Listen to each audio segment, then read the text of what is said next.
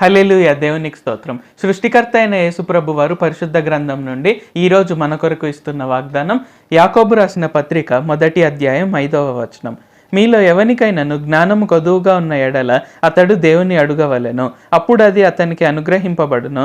ఆయన ఎవనిని గద్దింపక అందరికీ ధారాళముగా దయచేయువాడు. సో ఈరోజు కనుక మనం చూసుకున్నట్లయితే దేవుడు మనల్ని జ్ఞానం గురించి ప్రార్థన చేయమని అడుగుతున్నారు. అంటే జ్ఞానం కొదువుగా ఉన్న ఎడల అంటే మనకు ఏదో ఒక విషయంలో ప్రతి ఒక్కరికి కూడా జ్ఞానం అనేది కొంచెం కొదువుగా ఉంటుందన్నమాట. సో ఇక్కడ మన ప్రతిరోజు ప్రేయర్ పాయింట్లో ఇది కూడా జతపరచాలన్నమాట. ఏంటంటే దేవా నాకు మీ జ్ఞానాన్ని దయచేయండి. సో ఆ విధంగా మనం అడిగినట్లయితే యేసుప్రభు వారు ఖచ్చితంగా ఎవరిని కూడా గద్దించారంటే నువ్వు ఈ తప్పు చేసావు, నువ్వు ఈ పాపం చేసావు కాబట్టి నేను నీకు ఇవ్వను, లేకుంటే నువ్వు ఇలాగ చేయాల్సింది నేను అప్పుడే నీకు ఇస్తాను. సో ఇలాగ ఎవరిని కూడా గద్దించారనమాట. సో ప్రతి ఒక్కరికి కంపల్సరీగా ఆయన ధారాళంగా దయచేస్తారు. సో ఊరికే ఇవ్వడం కాకుండా ధారాళంగా దయచేస్తారు. సో జ్ఞానం అనేది మనకు ఎందుకు కావాలి? సో జ్ఞానం కనుక కలిగి ఉంటే మనకుండే ప్రతి ఒక్క సమస్య నుండి కూడా మనం బయటపడగలుగుతాము అండ్ ఖచ్చితంగా మనం ఉన్నత స్థితికి కూడా వెళ్ళగలుగుతాం అనమాట. సో ఇదెందుకు జరుగుతుంది నా జీవితంలో, ఇదెందుకు జరగట్లేదు?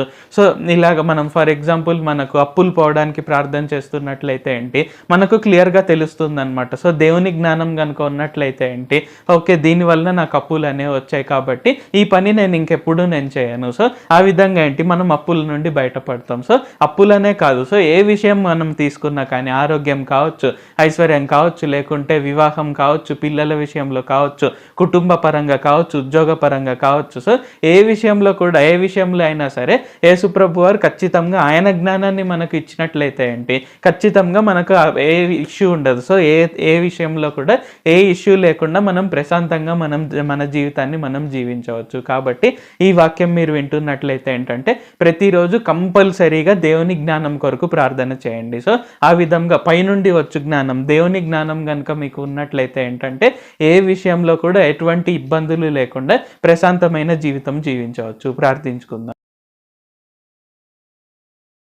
ప్రభువా, దేవా, సర్వాధికారి, మాకు ఇంకొకసారి ప్రార్థించుకునేందుకు అవకాశం ఇచ్చినందుకు వందనాలు తండ్రి.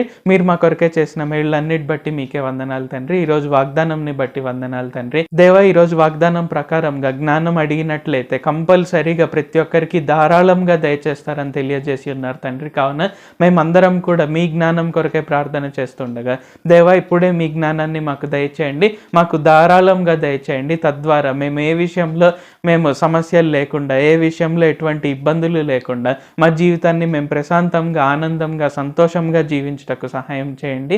నజరేయుడైన సర్వశక్తి గల యేసుక్రీస్తు నామంలో ప్రార్థిస్తున్నాం తండ్రి. ఆమేన్. Thank you Jesus. దేవుడు మిమ్మల్ని ఆశీర్వదించును గాక.